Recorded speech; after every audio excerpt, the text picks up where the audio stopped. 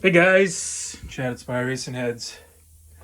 Thought I'd show you this. I have a couple of them in the shop right now. So I don't know if you saw the YouTube Drag Boss Garage, but we were talking about the AIRSTRIKE. So I want to kind of show you what's going on with this cylinder head. So this right here is an SB2. It's actually a Bing. It's probably 25 years old. You could actually get this right out of the GM catalog.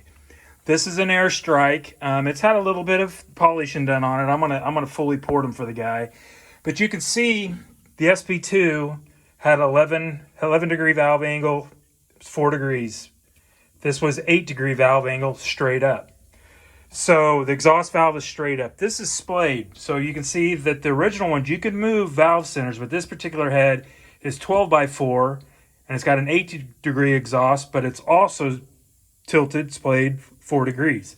So both of them on this cylinder head have been moved. So what that allows is several things. One, way bigger intake valve. For instance, 2200 was probably as big as you're going to get in an SB2. This particular head was probably a 2150. I'll show you the ports here when we're done. It was an actual, probably one of the very first production CNC heads you could get. Put a 2280 in this thing. You can also put valve centers where you want it. You can do all sorts of cool things with this head. Let's go to the exhaust. Okay. Okay. Big difference. I mean, it's not even comparable. Cool thing about it, they will both go on a GM regular block. Okay. Let's go here to the rockers. This was pretty good back in the day, you know, plug holes because the intake bolt goes through the port. Had a nice rocker rail. I mean, they've always been a really good head, but look at this beauty. Look at all the bolt holes holding this thing down. I mean, this thing had a really rigid, really rigid. You can see how this one's splayed. This one's going this way. This one's going this way. So, I mean, it straight up. Let's look at the intake ports. Bang, small. Although you can make this cylinder head pretty big. Profiler, AIRSTRIKE. Look at the wing on the floor. This was a Darren Morgan deal. We've talked about the wings before, what's going on with them. It's you know, it's hard to believe that this head is as old as it is now. There's still a lot of them out there, but you can see how things have progressed. The downfall to this thing, I think why they really didn't catch on, Manifold. At one time, all you could get for it was a fabricated. CDI, sorry, is actually making a profiler. Well, it's cast by profiler, and it will fit this cylinder head. So there's no more slicing and dicing or any of that. So you can buy a manifold to where it bolts right on this thing. These things are pretty comparable to a CFE SBX, but they're definitely less expensive.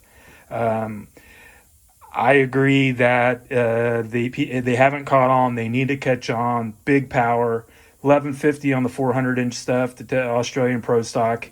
I've probably done 5-6 sets over the years. They went on various different combinations.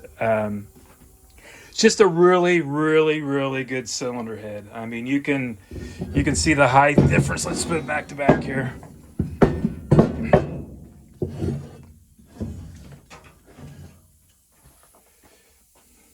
There you go.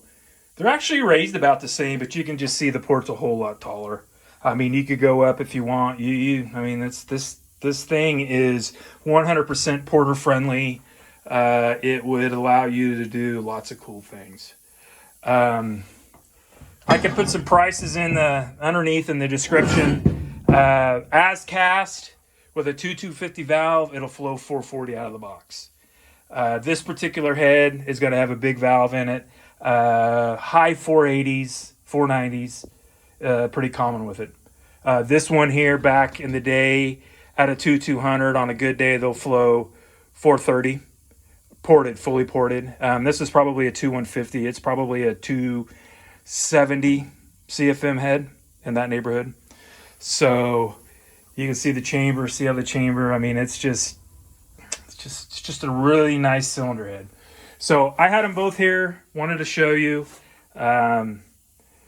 It's pretty unique. This thing's been around for a while. It's cast by Profiler. The valve train for a CFE SBX will fit on it. I think Darren said there's like 20 thousandths difference in the bolts. So you may have to spot face them or oblong them or do something of that nature. But and they fit on a regular block. So just thought I'd show you. Thanks to each and every one of you. Thanks to everybody that's joined in on the podcast. I hope we do some more of them. It's always a pleasure. And if you guys have any questions, give me a holler. Thank you.